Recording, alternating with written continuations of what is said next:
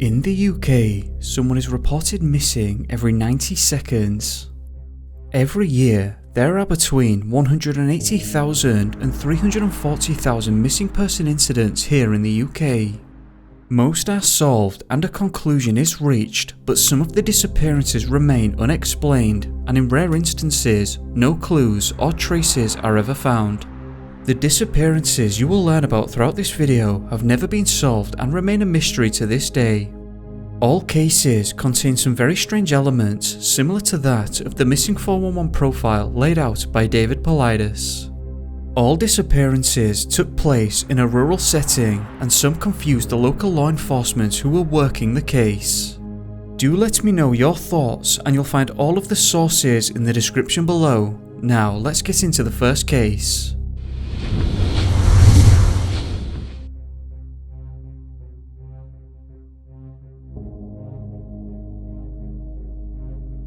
Shawn Richie, 20 years old at the time of disappearance, went missing in a remote patch of woodland after a Halloween night out with his friends. Shawn, alongside his friends, travelled in a van from the town of Fraserburgh, located in the northeast of Scotland, to a location near the small village to the south known as Strichen. Shawn was seen twice on the day of his disappearance, once by his mother before leaving the house and once more in a convenience shop in Fraserburgh where he was captured on CCTV in the afternoon. Specifically, the group had travelled to a remote farmhouse for a Halloween party. At some point during this party, something went terribly wrong. In an article by thedailyrecord.co.uk, Shawn's father had this to say: "Something happened that led them to run and split up into two groups. Each group thought that Shawn was with the other. It's unclear exactly what led the men to splitting up at the farmhouse, but it seems that they become spooked by something." Shawn's father continued, "I just find it bizarre that this group of 8 young lads split up and run, but there's no evidence to say that Shawn disappeared due to criminality." At some point during Shawn's time missing, the police received 2 phone calls, but they were not from Richie, as he had forgotten his phone at home. The first call requested help from the police, and the second call phoned in to cancel the request. It's unclear exactly what was taking place, but there seems to have been some amount of confusion. Shawn failed to return home the following day, but he wasn't reported as missing that day, as it was thought that he was simply with a friend. But when he also failed to return home the day afterwards, he was reported missing by his family at 8:45 PM. This would spark what was reported as one of the largest search efforts in Scotland's history. At the time, Inspector Alan Brown had this to say: "The last known sighting of Shawn was in the area between Strichen and the A98 Fraserburgh to Banff Road. Significant resources have been involved in the search for Shawn, with extensive searches in open areas, woodland and waterways in a bid to trace him, and during the course of the inquiry, items of clothing have been recovered. More than 200 specialist search officers and 27 dogs have been involved." Now, this is where things get bizarre. As Inspector Alan Brown mentioned, some clothing items were found in the rough Greenburn area. These included his shoes and his belt. Shawn's father had this to say: "Some of Shawn's clothing and belongings were discovered close to the farmhouse in a boggy area, but that was the last evidence of his movements that night." The police have conducted one of the largest searches in Scotland's history, but 1 year on, we are no closer to finding Shawn or to finding out the full events of that night. The police had ground-penetrating radar, and they found stuff in the bogs, tiny little artifacts and loads of animal bones, but no trace of Shawn. Detective Chief Inspector Matt Mackay, who is leading the inquiry into the disappearance, said that the police have not ruled out foul play, but that there was no evidence to indicate that it had taken place. He added, "All I would say is that we have left absolutely no stone unturned, and that I will never ignore the prospects of criminality, but I have found no evidence to suggest that Shawn has been the victim of any crime. It is surprising in one respect that we haven't found Shawn, given the resources we have put into it. It would be difficult to see how someone could get beyond that area, but we haven't found him, so he could have gone beyond that. It's important to remember at this point that Shawn didn't have any shoes on and the terrain was rough, so I do find myself agreeing with Matt's initial skepticism in regards to Shawn travelling outside the search area on foot. Professor Dave Barkley, a forensic science lecturer, said that the police efforts in this case have surpassed those in a normal missing persons case.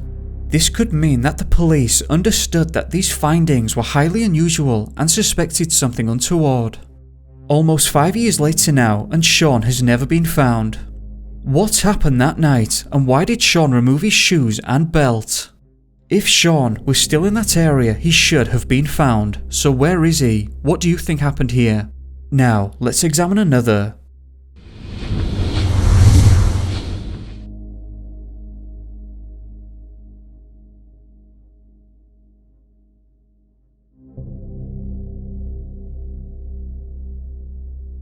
Tom McMorrow, a talented live-in chef at Penrith's George Hotel, went missing on the 5th of January 2014.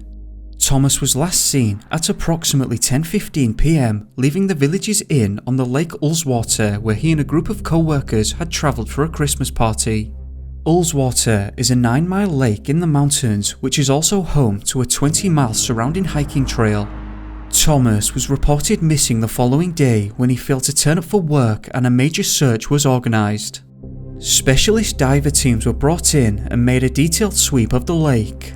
Tom's last known position was on the dance floor at the party, and it was initially thought that he may have been given a lift back to Penrith shortly thereafter, but this turned out not to be the case. Tom's disappearance was frequently described as out of character. Friend and co-worker of his, 25-year-old Liam, said, "He was having a good time and loved to socialise. The last people really remember was him dancing.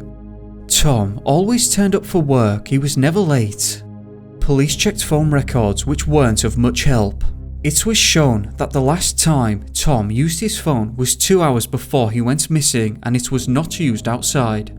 Tom's bank account and his room at his place of work were also checked and found that they were left untouched. Liam said with some confidence, "To us, it's pretty clear that he has not gone anywhere," indicating that Tom's co-workers believe that he must still be in the area as no one saw him leave. On the night of Tom's disappearance, there was a brief sighting of someone who could have been Tom on a nearby path leading to Lake Ullswater Steamer Pier, which led police to suspect that he may have fallen into the water. However, despite an intensive search both in the water and on the land, Tom nor any trace of him has ever been found. Inspector David Paulides of Cumbria Police said this: "There has been a lot of effort and time put in by different people in the force and other services such as the mountain rescue teams to find Thomas. We are continuing to make inquiries in the hope of returning him to his family. I am grateful to Ullswater Launch Company for assisting regular officers who continue to go to the Ullswater area to look for Thomas. Both the mountain rescue and the underwater search teams conduct regular training in this area to improve the chances of finding Thomas. So far, we have recorded over 300 separate actions when looking for Thomas, and we will continue to put that effort in until he is found." Tom's parents, Mr. and Mrs. McMorrow, had this to say: "Tom is a bright, personable young man. He went to Keswick School and got excellent GCSEs and A-level grades. He had hoped to go to university to do medicine, but despite getting the required grades at A-level, he got no offers from medical schools and instead chose to go on to Manchester University to study pharmacy. In the end, he decided that this was not the career for him and came back to Cumbria, and as an interim measure decided to use his self-taught skills in cooking, a hobby he had loved from a young age, to gain employment with the George Hotel in Penrith." When questioned about Tom's ability in the water, his parents continued, "Tom was used to and well equipped for outdoor activities, having a Duke of Edinburgh Silver Award. He was a strong swimmer and had a Water Lifesaver Award and had undertaken St. John's first aid courses. Shortly after going missing, the weather took a turn for the worst, but rescuers persevered despite the difficult weather conditions. This was truly a strange disappearance, and not a single clue has ever been found as to Tom's whereabouts. It's almost as if he disappeared into thin air. What happened here, and where is Tom McMorrow? Why did thorough searches of the lake produce nothing? Does that indicate that Tom isn't in the water? So where did he go? Moving on, let's take a look at another strange disappearance.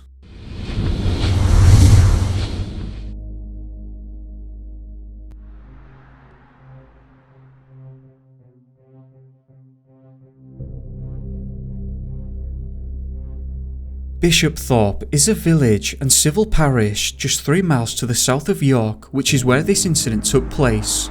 Jordan Sullivan, 19 at the time of disappearance, was spoken highly of by many and described as a rising talent by those he knew.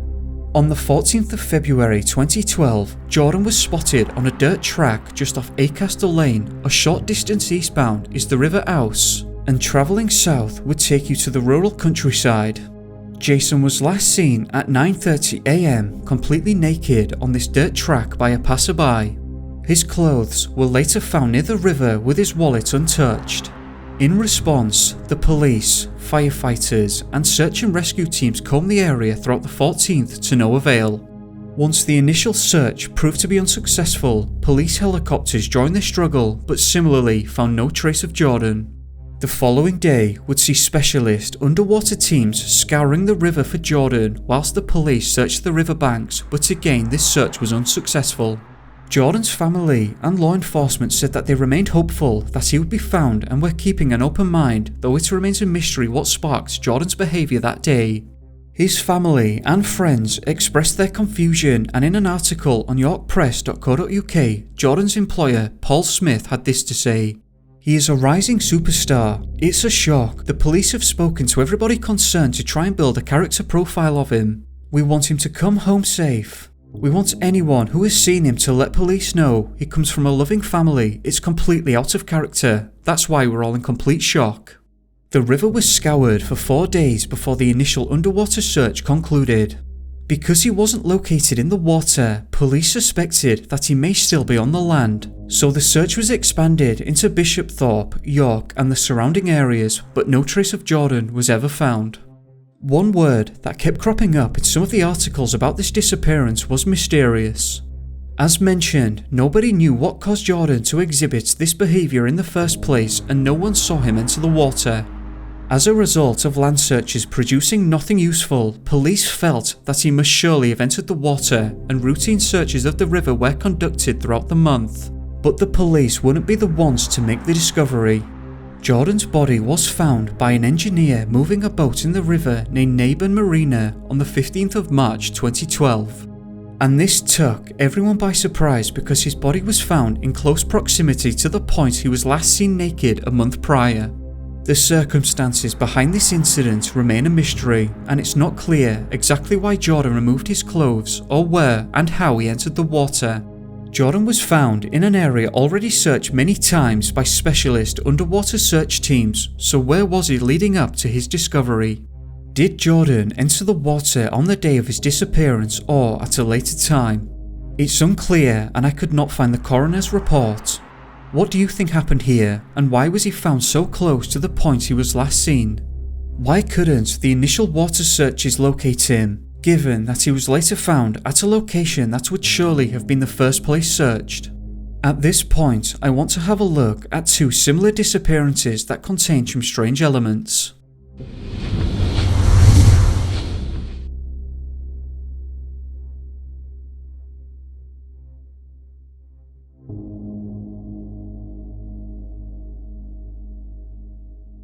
Jeanette Tate was born in 1965 in Taunton, Somerset.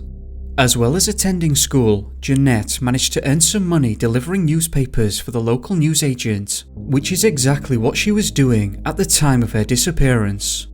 On Saturday, the 19th of August 1978, Jeanette was last seen by 2 of her school friends at 3:28 PM, walking along Withen Lane pushing her bicycle. At this point, Jeanette had stopped and talked with her friends for a while and told them that she had delivered 14 newspapers.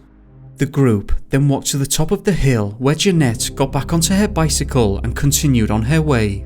Just 7 minutes later, Jeanette's friends would discover her abandoned bicycle in the middle of the road. They then went to her house to ask her parents if she had come home.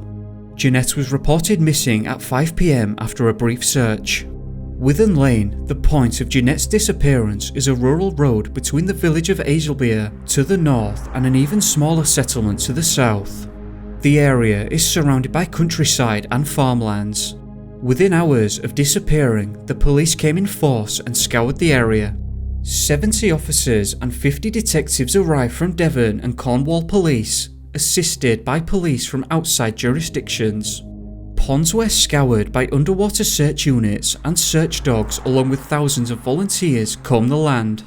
No trace of Jeanette was ever found. Initially, it was thought that she had been kidnapped, but both police and her family discounted the idea, and no evidence of this was ever uncovered. I'm not entirely sure why the police discounted the idea of a kidnapping, but they did. All I can think of is that the area was so remote that it seems unlikely that someone would be lying in wait at that exact spot to take someone. Another thought was that she may have been the victim to a hit-and-run accident, but there was no evidence of this either, no tyre tracks, blood or body left behind, and her bicycle was not damaged. It was also thought that she may have simply run away, but the money she had on her person at the time was left untouched along with the bike. Despite an extensive police investigation and a simply unbelievable response from the general public, Jeanette was never found and her disappearance remains unexplained. Whatever happened to Jeanette must have happened incredibly quickly. This is a very rural road, and again, not the sort of place one would set up and wait to abduct someone, as there is no guarantee that anyone would be travelling this road. The idea that someone may have been learning Jeanette's route was also considered, but that was the first time she ever took that road, as she was covering someone else's shift. Over 41 years later now, and her disappearance is unsolved. What happened to Jeanette Tate?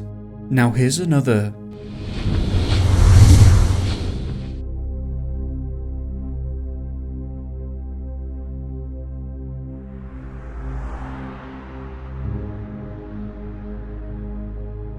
During the Easter holidays in April 1969, 13-year-old April Fabb decided to make the trip from her hamlet home in the small village of Metton to her sister's house in the nearby village of Roughton. Roughton is just over a mile to the east of Metton, and I imagine the journey on bike would take less than 10 minutes even if one was cycling fairly slowly. One word describes the area in question well: rural. Apart from the road leading from Metton to Roughton, there is virtually nothing but vast countryside, making this a very remote location.